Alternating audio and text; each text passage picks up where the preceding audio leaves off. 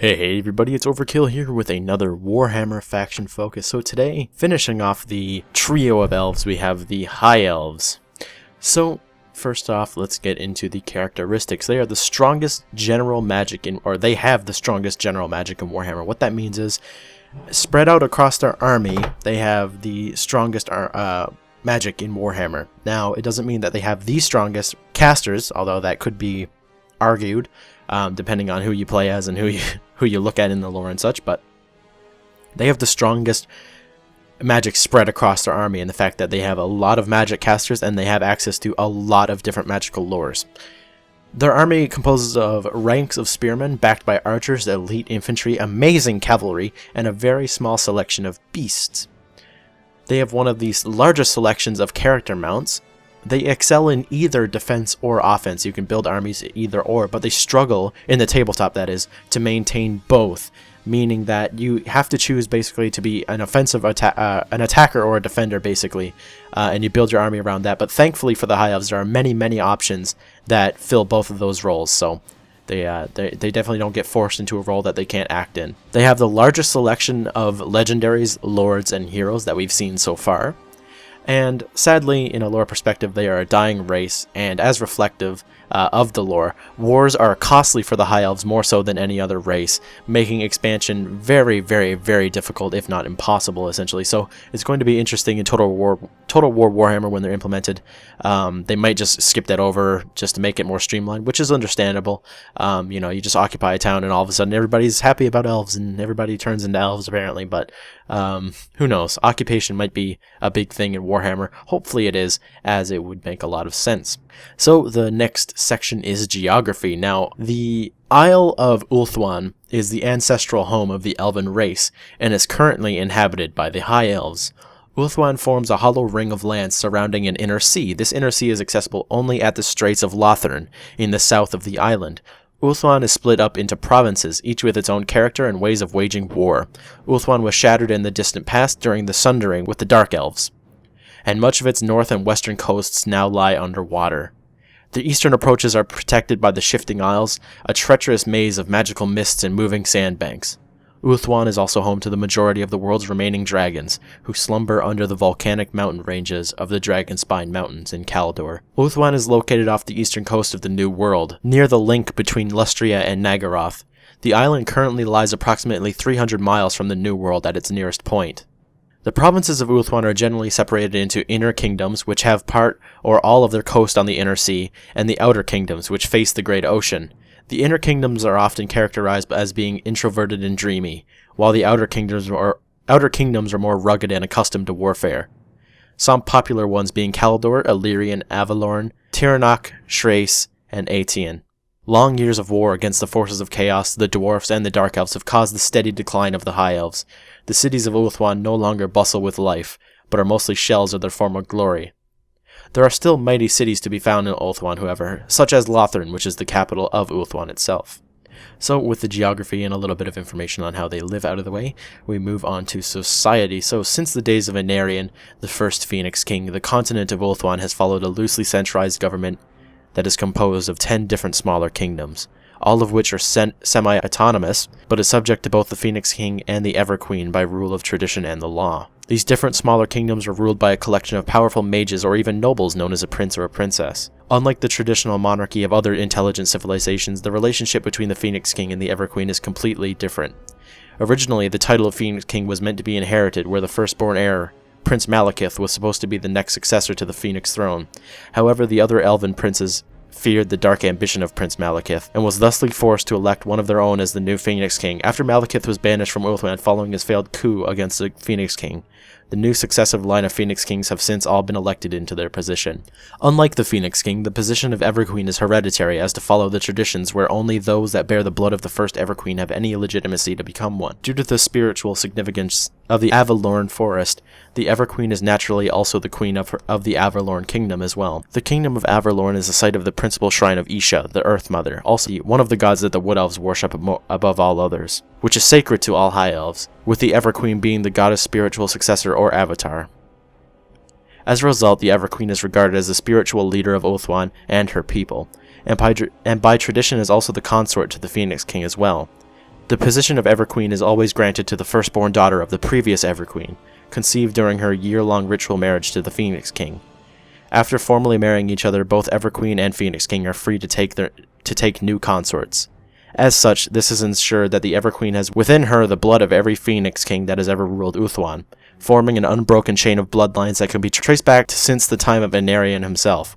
By contrast, the Phoenix King is chosen from a number of princes, representing different kingdoms and interests, 1 year after the death of the previous Phoenix King. Every Phoenix King is crowned during a holy ceremony, held at the massive pyramidal shrine of Essurian and attended by the legions of Phoenix Guard and the princes of Ulthuan. The current Everqueen and Phoenix King of Ulthuan are Elariel, the Radiant, and Finubar, the Seafarer. The High Elves love political intrigue, and never is the prize greater when the process of choosing the new Phoenix King starts. Usually this electoral process is held within a small cadre of high-ranking princes known simply as the Council of Princes. In this delicate time of political scheming and uncertainty, emotions commonly run hot, with many interests colliding, vying for power and control. The greatest of Ulthuan's noble families each pick their own candidate, that best fits their interests to be chosen. Also, each kingdom in Ulthuan desires the new Phoenix King to be chosen from their realm, adding extra interest into the equation. During the election process, all manner of deception and manipulation is employed to make sure the most favorable outcome happens for those who employ them. However, it is unheard of for this to escalate to violence or outright sabotage. Doing so would be considered heretical, for the Phoenix King is the chosen servant of Essurian. Very few High Elf nobles are so obsessed with power that they could come close to believing that their creator god would ever approve of sabotaging the election, and having the candidate be chosen under dubious and destructive circumstances. The last 30 days of the year of mourning is when the election finally takes place. However, years before the reigning king has even died, does the scheming and debating really start. So we now move on to religion. The Elven pantheon gods are split up into two groups, the Kadai and the Sithare. All elves believe in this pantheon, but put a lot more emphasis on certain gods than others. An example of this is the Dark Elves outright ignoring the Kadai gods, and the High Elves shunning the Sithare gods. The peaceful, fundamental, and productive aspects of the Elven pantheon, such as crafting, smithing, motherhood, farming, or hunting, are represented by the Kadai. The High Elves openly worship and revere the Kadai, building large temples and shrines to profess their faith. Above all other gods is Azurian, the Creator, who the High Elves worship the most, as the Phoenix King is the mere servant of him. Then come the rulers of Mirai, the Elven underworld, the Sithare. Many Sithare gods are shunned by the vast majority of the High Elves, while for some of the Sithare the High Elves attempt appeasement. However, even though worshipping the Sithare gods in Ulthuan is either frowned upon or totally outlawed depending on the deity in question, some individuals still do privately worship them. For a High Elf to worship Cain, the Lord of Murder, who is the Dark Elf's primary god, is to ask to be put to death on the spot. On the other hand, the worship of Mathlan, the god of the deeps, is common among elf mariners. At one point, according to elven legend, some of the gods walk the mortal world, which one specifically is contested. The deities of the High Elves are actually represented by a circular rune pattern called the Pantheotic Mandala. Azurian, being the most important god to the High Elves, would be placed in the center, while the others spiral outwards in an order of greatest to least. In secret, some elves turn to the worship of Slaanesh out of a desire to appease it, so their souls could be spared. Elven worship is greatly desired by Slaanesh, for elves experience emotions deeper than any other race. This creates the excess for which Slaanesh desires, for it gives Slaanesh power. The worship of Slaanesh and any other chaos gods is strictly forbidden in Ulthuan. The penalty for doing so is death. To keep chaos cults from growing within High Elf society, the Swordmasters of Hoeth work diligently to root out and destroy any cult and cult members found. So, just like the Dark Elves, you can see that the High Elves have a little bit of a problem in terms of religion, where some people worship the underworld gods when they should be worshipping the Kadai, and some people have even turned to chaos, or some elves rather, have turned to chaos, which is not good. So, chaos is definitely going to be a problem for the High Elves in Total War Warhammer. I would assume that rebellions and public order would be a problem for anybody that's affected by Slaanesh. So, yeah, but now that we have that out of the way, we are going to move on to the military. So, of course, I have the roster on the screen right now, and you can see it right now. So, like I mentioned in the characteristics, this army has the largest amount of lords and heroes, and probably the most amount of mounts that we've seen as well. A very, very widespread army, a very versatile army as well. So first off, of course, I'm going to tell you the legendary lords, but we will go into detail with them later. So first of all, we have Elariel, the Everqueen, the current Everqueen. We have Tyrion, who is a mighty High Elf general. His brother Teclis, which is the most powerful wizard basically in the High Elf army. Of course, Alariel is also very powerful. We have Alethanar, which is the leader of the Shadow Warriors, and we have Eltharion, which is another general. Of course, we'll get into all of them later. So let's just get right into the lords. So first we have the Prince. Now the Prince, as we mentioned earlier, are one of the 10 rulers of Ulthuan, essentially, or not the rulers, but more of a governor of Ulthuan.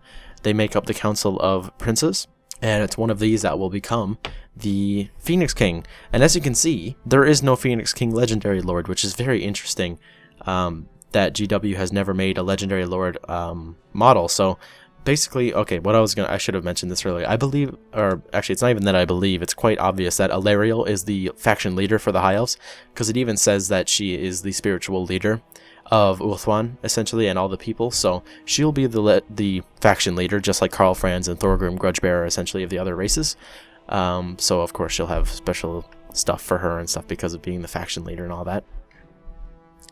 But yeah, it's the princes that become the Phoenix King and get the fun times with the Everqueens, of course, like we mentioned earlier. But yeah, these are going to be just your melee guys buffing morale and such. It's going to be quite cool. We then have the Archmage, which is considerably one of the best mages in Warhammer. They have access to 9 lores of magic, that being the 8 lores of battle magic and their own high magic. And yeah, like I said, they're considered to be up there with the strongest of casters. Not quite as good as Slann, of course, from the Lizardmen, but they're still really up there. We then have the Anointed of Assyrian, which is the leader of the Phoenix Guard, or at least a group of Phoenix Guard. Caradryan, who is a hero character, is the leader of the Anointed, I believe, or he's a special version of the Anointed. I'm not quite sure, but either way. Or maybe he's the Anointed of Assyrian, but the Anointed is just a generic version of him. Whatever. Either way, it's the leader of the Phoenix Guard, and these are just going to be absolute beasts on the battlefield, because they're going to be the absolute best fighters that you have, essentially, and they're going to be able to take on a lot of stuff by themselves. They can also be mounted on phoenixes, and we'll get to phoenixes later. We then have the Lore Master of Hoeth, and you may be wondering, well, okay, we have the Archmage at Lords, or the Archmage, whatever, and the Lore Master. So what is this? It's another mage, but instead of having access to the lores, the spells that he knows are all the signature spells. Now, to describe this in terms of gameplay, in the Warhammer tabletop, every lore has a signature spell, meaning that, okay, well, first of all, depending on the level that you are, you roll dice, and yeah, 1 to 4, you roll 1 to 4 dice. And whatever dice you roll, you get a certain spell out of a lore. There are 6 spells per lore. If you don't like one of the spells that you get, you can replace it with the signature that every lore has. So the Lore Master of Hoeth has access to all 8 of the signature spells from the the lores of battle, which is very interesting. And the signatures are also very powerful. So him knowing all 8 of them is very good. And it'll be interesting if the Archmage and the Lore Master are introduced. I would imagine that they would. But who knows? But they are, of course, very powerful. So we then move on to heroes, and first of all, we have the Noble. So the Noble is just a more generic version of the Prince, essentially. He's going to be the same thing, melee, boosting morale. But these are more of like a captain kind of rank. Like they're going to be the captain slot of an army more than actually like a leader of Ulthuan. Stuff like that. So we then have the Dragon Mage of Kaldor, and you may be wondering what's so special about him. Well, on the tabletop, he has access to the Lore of Fire, and that's it. So you may be wondering, Overkill, why is he anything special? Well, in the tabletop, he comes standard with a Sun Dragon, which is another one of the mounts that we have down below. So, yeah, he comes standard with a dragon, which on the tabletop doesn't necessarily mean that it's a good thing. He's very expensive for a hero. But in Warhammer, Total War Warhammer, if they choose to just give him a dragon straight up, it would be very interesting, and it would make him very powerful, as we know that flying mounts are very powerful already in Total War Warhammer from what we've just seen. So it's going to be really interesting to see him. So next we have the Handmaidens of the Everqueen, and the Handmaidens of the Everqueen are a warrior guard sworn to live and die in the service of the Mistress, which is the Everqueen. And they're just basically, although it's a hero in Warhammer, in the lore they make up a bodyguard for her, But in this, they're just going to be more of a support kind of character. They have access to a bow and a spear, so they're going to be very good in fighting in general. They're going to be able to pick off some things with their bow, and yeah, they don't have any magic abilities, so they're not really going to be casting anything or being super useful. But of course, they will be powerful on the battlefield, and who knows, they might be very useful on the campaign map if they are added.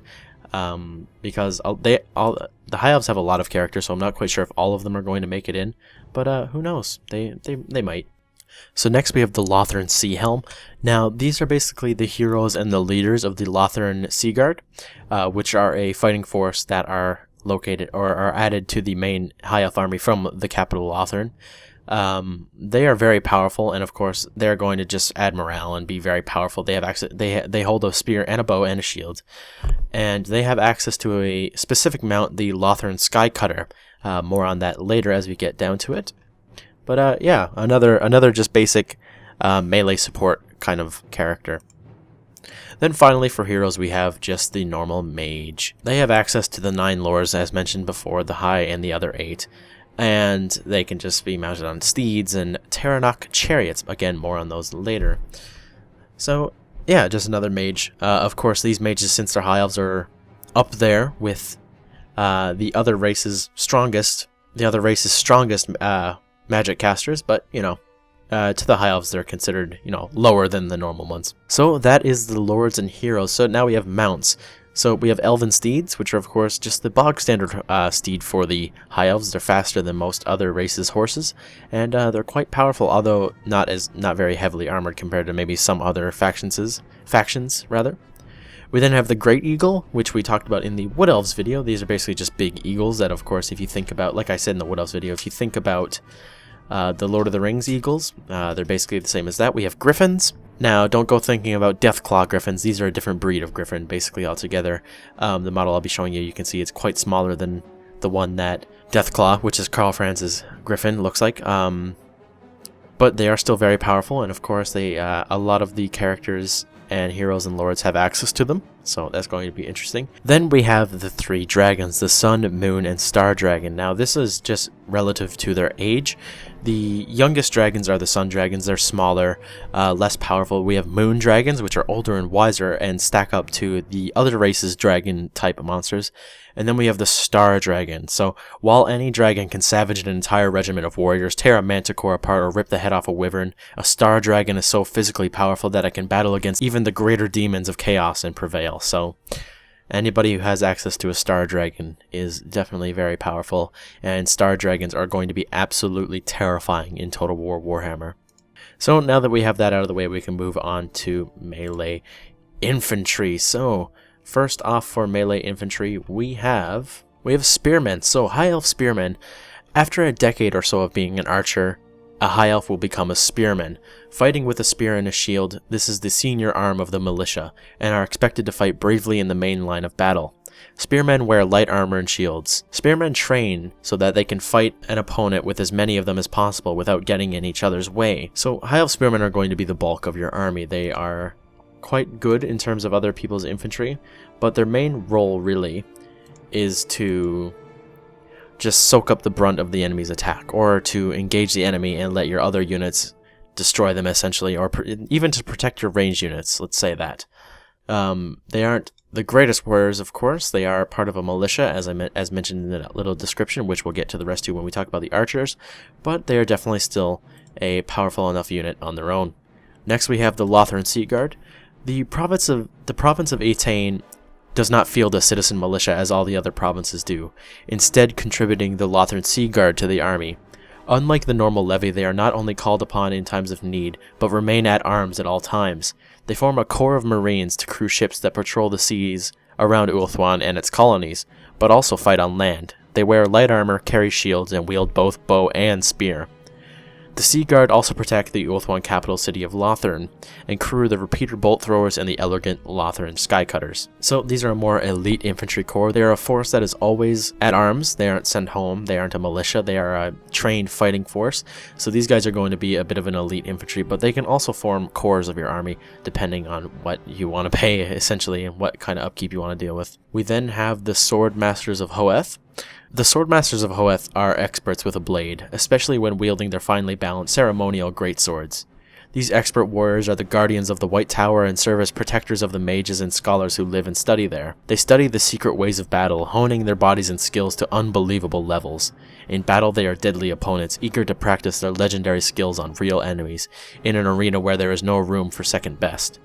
This is the true test of mettle, skill, and honor that they eagerly seek out. So the Swordmasters of Hoeth are basically some of your more elite infantry that the High Elves have access to. There still are some units that are better than them, but these are your first main, very elite units. So these guys are going to be just shock infantry, essentially. You're going to be charging them into the back, or even the front if you really want to, of the enemy, and their two-handed swords are just going to absolutely rip people apart. And of course, since they are elves, they are going to be able to swing those just as fast as any person using any weapon, really. So they're going to be absolutely devastating to the enemy, depending on what they're fighting, of course. We then have the White Lions of Schrace. Ever since the time of Calidor I, the closest bodyguards of the Phoenix Kings have come from the wildest forests of Schrace. Each must demonstrate his skill and bravery by tracking down one of the fierce white lions that roam the barren mountains and dark forests of the land. When they find one, they must kill it through hand-to-hand combat and take its pelt. In battle, the White Lions use the traditional woodman's axe of Schrace, a finely crafted weapon that is said to be sharp enough to hew a tree or a man in half with a single strike. So like the Swordmasters, these are going to be a very heavy shock infantry, essentially. Those two-handed axes are going to be absolutely devastating. And again, like I said with the Swordmasters, they are elves, so they're going to be swinging those just as fast as anybody around, swinging their one-handed weapons and such, so it's going to be absolutely devastating. They're going to be able to chop through many people. But like any High Elves unit, they're not extremely armored. The damage that they take is going to be bad for them. Many of them will die quite quickly if the enemies actually have a chance to attack them. So to finish off melee infantry, we have the Phoenix Guard. Known as the Phoenix Guard, the main duty of these warrior monks is to protect the island's shrine and all those who make their pilgrimage there. In battle, they can always be found where the fighting is in its most desperate state, knowing in advance if they shall fall or if they shall be victorious. The Phoenix Guard fight with their ceremonial halberds, clad in cloaks of embroidered fire that echo the sacred flame of Assyrian. They move throughout the battlefield in utter silence, accompanied only by the beat of a solemn drum. This unnatural manner is deeply disturbing for their enemies, as even the direst of wounds will not make them cry out. So these are the most elite unit that the High Elves have to offer, and they are absolutely devastating. They'll be able to take loads of damage. You can see that they're basically immune to pain, as they do not cry out from being hurt. And those halberds they have are going to be absolutely devastating, just like the Swordmasters and the White Lions. They're just going to be swinging those around, just destroying units of fodder and elite units alike. And they're just going to be really tough to take down. And of course, they have probably unbreakable morale in Total War Warhammer, as they know they're going to be charging into the direst situations, knowing either if they're going to die or win. So if they already know that they're going to die and they still do it anyway, they're going to have some really good morale. So we then move on to the next section, which is ranged infantry. So first off, we have High Elf archers. The majority of warriors in the armies of the High Elves are citizen militia rather than professional soldiers, but are quicker, braver, and better trained than the average human soldier. This militia is a form of part-time army in which all take their turn to serve, every elf providing his own war gear in defense of Ulthuan. When young elves first join the militia, they will begin as archers, fighting with longbows and wearing light armor. This allows them to gain warrior experience from a relatively safe distance. So these and spearmen essentially are going to make up the bulk of your army. Really, if you want to have lots of elite infantry, you'll probably want to go for High Elf archers as another bulk. Making up most of your army as archers and then having a lot of elite infantry would be a very decent army build. And the archers have longbows, of course, so they're going to be absolutely devastating. High Elves have pretty much some of the best ranged in the game in terms of their weapons and their aim and such. So they're going to be very powerful, a very powerful cheap ranged unit. We then next have the Shadow Warriors. Now, Shadow Warriors, even in times of relative peace, the Shadow Warriors are never at rest. They constantly patrol the barren shores and bleakest hills as they watch for the inevitable Dark Elf raiders. The Shadow Warriors are intense and brooding, proud and warlike, and this has made them little trusted by their fellow kin of Ulthuan. Despite this, they are among the most loyal subjects of the Phoenix King, and the tales of their daring and dangerous exploits are many in number. So these are going to be a scouting kind of a scouting unit that can deliver devastating blows to enemy units. They're also going to be very reliable in combat, as they are a very well-trained and powerful unit. So these are going to be guys that are going to be hidden basically everywhere, and who knows, like Total War Artillery, they may have the snipe ability so that people can't see them when they're firing. Who knows, but they're going to be able to pick off people very easily. One unit of these guys versus like a bunch of goblins, they'd probably be able to just destroy them. So that's going to be very entertaining to see. We then have the Sisters of Averlorn. These are the guardians of Averlorn and the Everqueen herself.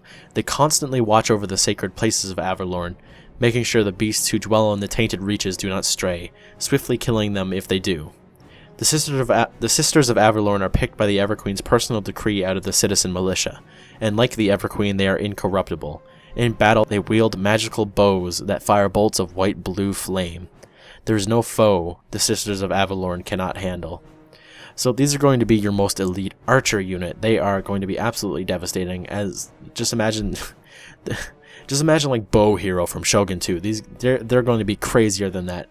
They're going to be firing these magic arrows that just burn and destroy everything that they hit. And of course, being the guardians of the Everqueen, they are going to be very powerful when she's around, I would imagine. And yeah, the High Elves are just going to be really scary to go up against. The mix of magic and range is just going to be absolutely devastating for all the slower foot-slogging races. We then have artillery in the form of the Eagle Claw Bolt Thrower. So the Repeater Bolt Thrower, or Eagle's Claw, as it is usually called, is a versatile weapon and by far the most common war machine in High Elf armies. It is lightly made, though sturdy and strong, and is practical and portable. This makes it highly adaptable and is widely used both on ship and on shore. In battle, the Eagle's Claw needs only 2 crew to operate, and unlike other bolt throwers, can shoot 2 different types of bolts, either a single spear-sized bolt or a hail of smaller bolts. So this is the one and only artillery for the High Elves, and it's going to be absolutely devastating. As you can see, it has an option to fire a big bolt or a bunch of smaller bolts, so it's going to be a bit of like a grape shot bolt thrower, which is going to be very interesting. And of course, the bolts, you know, ballistas from the older games, the bolts flying through units are going to be really devastating on tightly packed infantry, and it's going to be very entertaining to see them get hit by them, if I do say so myself. We then move on to cavalry. So first we have Silver Helm Knights. Silver Helms are the sons of High Elven nobles. They are called Silver Helms for their Ethelmar helmets, which they decorate with metal showing what monsters they've slain and deeds they've done. They are normally equipped with heavy armor, shields, and lances on barded elven steeds. So these are going to be a mix of a shock and melee cav unit, as there aren't really any dedicated melee cav in the High Elves unit roster. So these guys are going to be really dangerous on the charge. They're going to be charging out their lances, and they're just going to be impaling things as they charge into the back of them, which is going to be very cool to see. And of course, they are heavily armored, their horses are barded, so they're going to be very tough, of course. We then have Illyrian Reavers, and these are light cavalry from the province of Illyrian. They frequently use bows, either as a replacement or in addition to their spears, to harass their foes on unbarded elven steeds. They are exceptionally skilled riders and can shoot their bow in all directions, including behind. So, again, guys, I've mentioned this before. If you thought Warhammer you were going to get away from horse archers, you were wrong. These guys are going to be very annoying, as elven steeds are some of the fastest horses in the game. And yeah, mix that with elven archery, and you've got a very dangerous unit. So these guys are going to be absolutely amazing, very important to any high elf army, just to harass enemy units and weaken them with their bows. And of course, as it said, they can shoot behind them, so Parthian shot's going to be a thing. So that's going to be great. And then we have the third High Elf Cavalry unit. We have the Dragon Princes of Caledor. Now these are going to be the elite High Elf Cavalry. Long ago, Dragon Princes fought on the back of great dragons, but now the dragons sleep and they ride to battle on horses instead. Proud, arrogant, but extremely skilled, able to impale 2 people with 1 lance thrust. They are very elite heavy cavalry originating from the province of Caledor. The suits of dragon armor that they wear are extremely resilient against heat, even being able to survive dragon fire.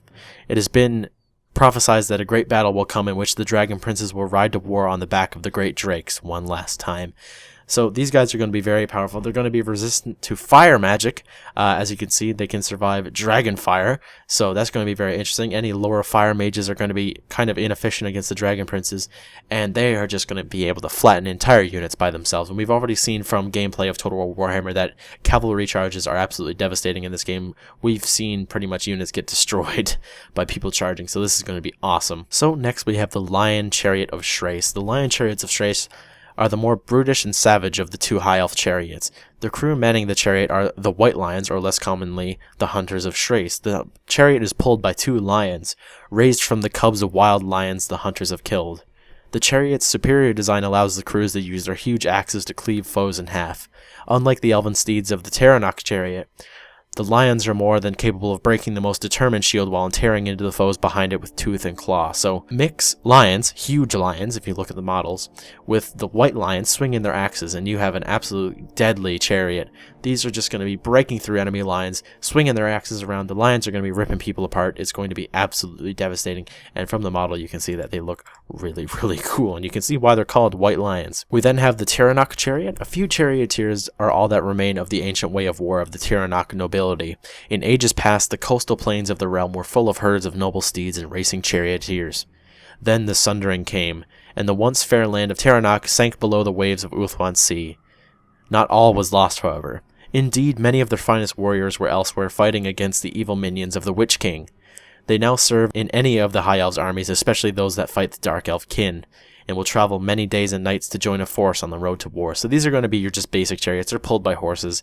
The crew are going to be shooting at people with bows and stabbing them with spears and such, and the horses of course can trample over people and run into them and such, but of course it definitely won't be as powerful as the lion chariot. So then we finally, for the cavalry, if you can call it that, it's more of a war machine, but we have the Lothern Sky Cutter. When the swift hawk ships of Lothern slip through their moorings, they are accompanied to the open sea by sky cutters, sleek airborne chariots that rest upon a cushion of magic and are drawn into battle by the swift feather hawks that nest along the glittering coast. These hawk ships can be fitted with the eagle-eye boat throwers that, despite being compact, are still capable of punching through dragon scale. So these are going to be shooting down bolts at the enemy, so these things are going to be really devastating if you don't have anything to deal with them, essentially, because they're going to be swooping around.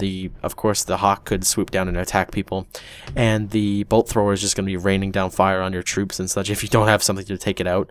So you definitely want to focus on stuff like that if you know you're going to be fighting the High Elves. And of course, they can be mounts for Lothern Sea Helms as well, as I mentioned earlier. So then for the final section, we have monsters. Now for monsters, we have phoenixes. So first off, we have the Flame Spire Phoenix. The Flame Spire Phoenixes of Ulthuan dwell amongst the Flame Spire, great alabaster pillars of rock that stand sentinel about the Shire of Assyrian. Actually, the Wind of Fire has left its marl on more than the silent stones. Over generations, the phoenixes of the Flame Spires have become attuned to fire magic, harnessing it at whim. These very intelligent and deadly creatures have a very unique alliance with the High Elves, often being called by the Phoenix Guard to act as mounts. So Flamespire Phoenixes actually have access to magic, and they have flaming attacks. So against things like trolls that have regeneration, they're going to be very powerful, and they're going to be able to just wreck those guys. But they can actually cast magic. They have their own magical spells, which is quite interesting. We then have the Frostheart Phoenixes. As a Flamespire Phoenix ages, its body cools and even begins to sap heat from its surroundings. Finally, the plumage that once blazed with fire grows heavy with frost and ice. Once this occurs, the Phoenix must leave the Flame Spires, for the chill that surrounds it causes agony in its brightly burning kin. Most such Frostheart Phoenixes dwell in lonely exile on crags about the Atane coast, until their bodies finally freeze solid, to leave curious frozen statues along the crags and cliff tops. Others return to the Shrine of Assyrian to offer their final days in service as war steeds. Whilst the Frostheart Phoenix may not possess the vigor and fire it commanded in its youth, it is a much hardier mount. The ice that sheaths its form is as hard as glass, and enemies not having the benefit of the rider's enchanted armor find their own strength and resolve eaten away by its chill presence. Knowing they can no longer resurrect themselves in magical fire, the Frostheart Phoenixes fight even harder in the defense of their homeland, determined to end their existence, striking a final blow amongst the enemies of Ulthuan. So the Frostheart Phoenixes are not magic, but they do have an aura that slows down the enemy units and makes them less strong. So the High Elves are going to have a huge advantage over enemy units, as they're already quite fast. But if these units are already slowed, the High Elves are just going to rip through everybody, and they're not going to be able to be stopped, basically. And of course, the natural armor of the ice makes them very tough, and they are mounts as well. So very interesting. We then have Great Eagles, and as mentioned earlier, these are just generic fantasy Great Eagles. Think about Lord of the Rings, for example, the big eagles. They're going to be swooping around, picking things up and dropping them, and biting them with their beaks and scratching them with their claws, and being mounts for people, essentially. So that is the High Elves roster, guys, as long as that was. My goodness.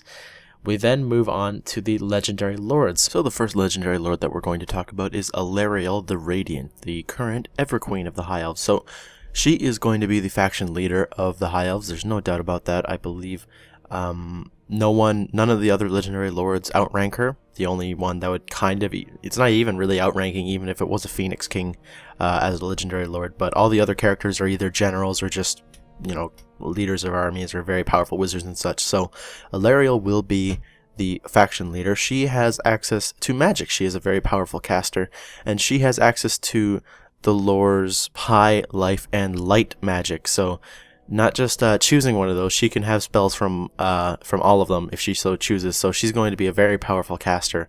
And like we've seen with Manfred having access to vampires and death or shadows, I believe, she's going to be able to cast from multiple selections of spells, which is going to be really cool.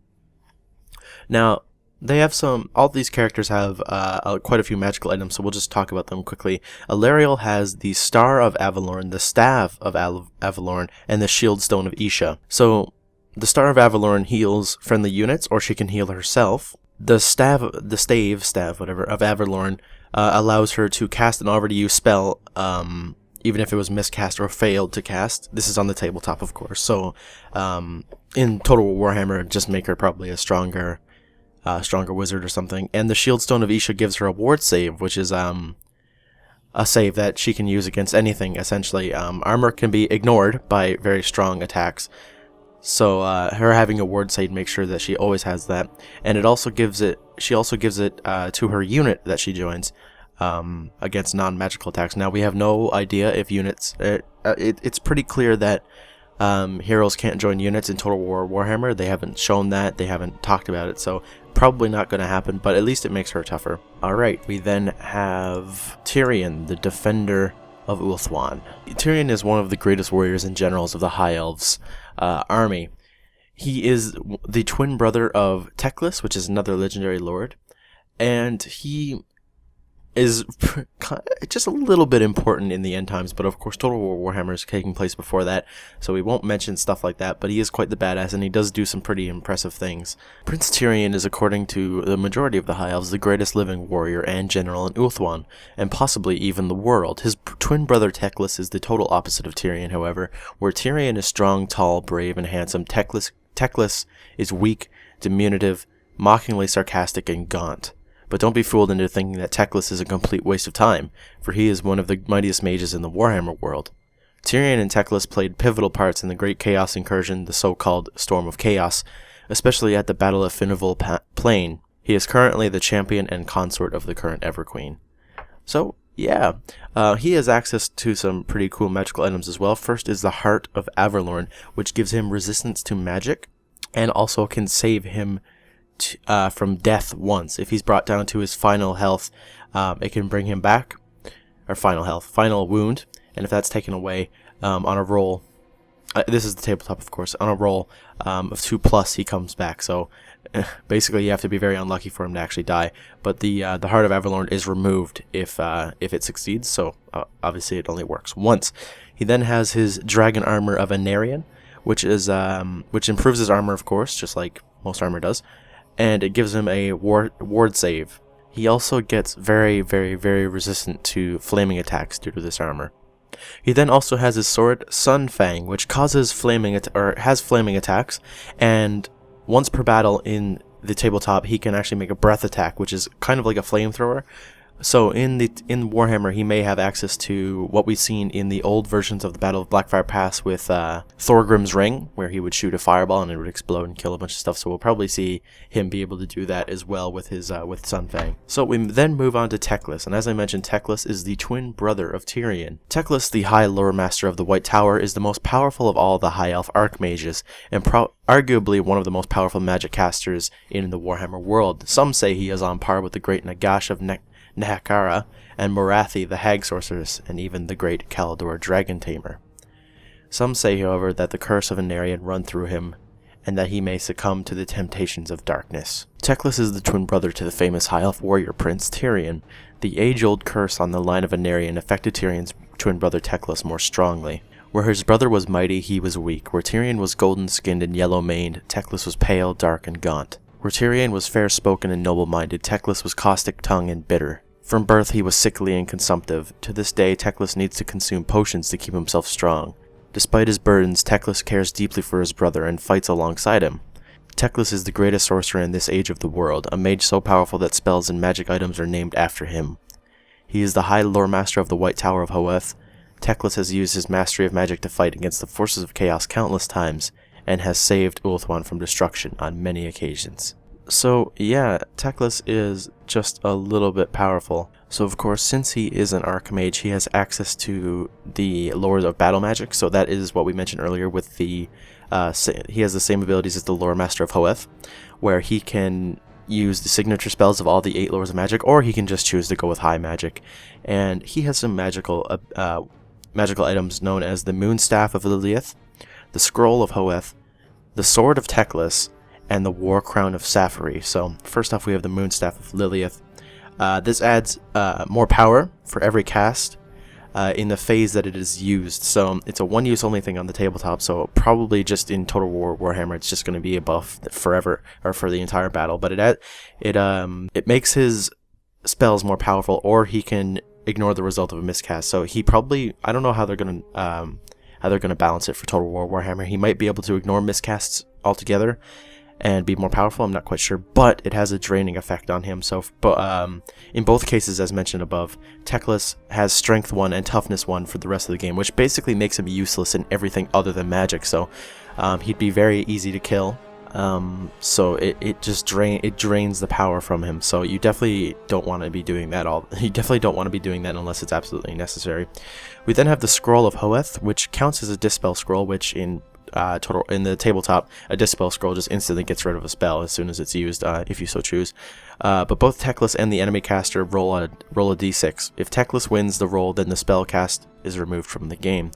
Now, what that means is, in the tabletop, if Teclis wins that roll, that the enemy caster can't cast that spell anymore. So in Total War Warhammer, it's probably not going to work that way. It's going to be interesting to see how all of these magic items work.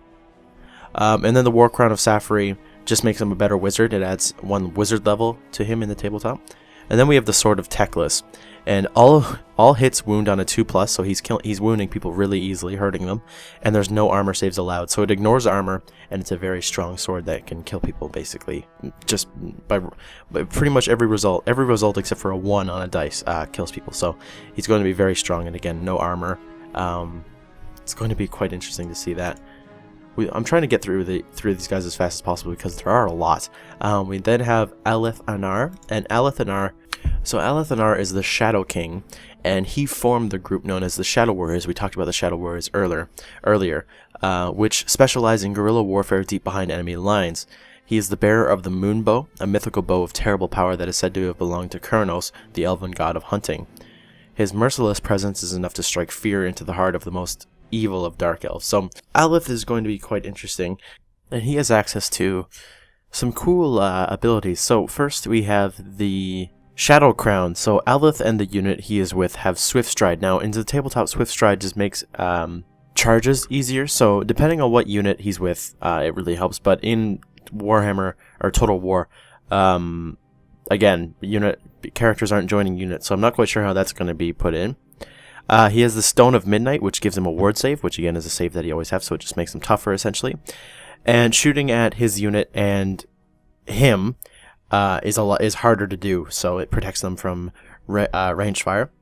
And he also has the moon bow, which acts as a bolt thrower as opposed to a normal bow. So he's going to be shooting like a bolt thrower essentially, and it has it gives a debuff to Dark Elves as well that it hits. So that's pretty cool. We then move on to the final legendary, and that's Eltharion the Grim. So Eltharion is another great general of the High Elves. And yeah, in the 260th year of the reign of the Phoenix King Funabar, which is the current one, so around 2423, which is about like 100 years or so before Total War is going to be taking place, he led the only successful High Elf raid on Nagaroth. He used Illyrian Reavers and Shadow Warriors to great effect to intercept messengers and destroy watchtowers, leaving the Witch King uninformed of the attacks.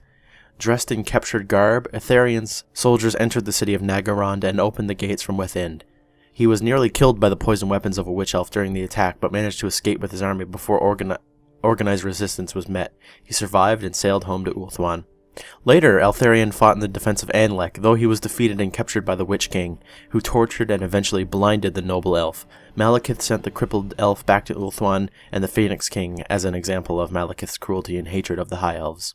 Despite being blind, Eltharion became one of the best fighters in Ulthuan, having been trained by the sword masters. Using touch, smell, and hearing, he bested every elf he comes across. So Eltharion is blind, and he's quite a grim fellow, as his nickname would suggest. So he's definitely going to be a badass. He also has access to his personal mount, which is Stormwing the Griffin. So he's going to be having his own griffin, so you can see that, of course, in the picture. And that's going to make him quite powerful. So he has some magical items. First would be the Talisman of Hoeth, which gives him magical resistance and also gives him access to casting magic from any of the 8 lores. So he's going to be quite cool. He has the Helm of Ivres, which is a ward save for him and Stormwing, which kind of doesn't make sense that his helmet's protecting Stormwing, but you know, that's Warhammer. And he has the Fang Sword of Eltharion, which is extremely strong and has the stats of a great weapon, and no armor saves are allowed from it, so he's going to be cutting through people just no problem. He also has a longbow, so he can shoot some people. So yeah, guys, that has been the High Elves video. We talked about all the legendary lords. I hope you enjoyed, and I will see you in the next video. Sorry this one dragged on a bit longer than the other ones. There was quite a bit to talk about, but anyway, guys, thank you for watching, and I'll see you next time. Goodbye.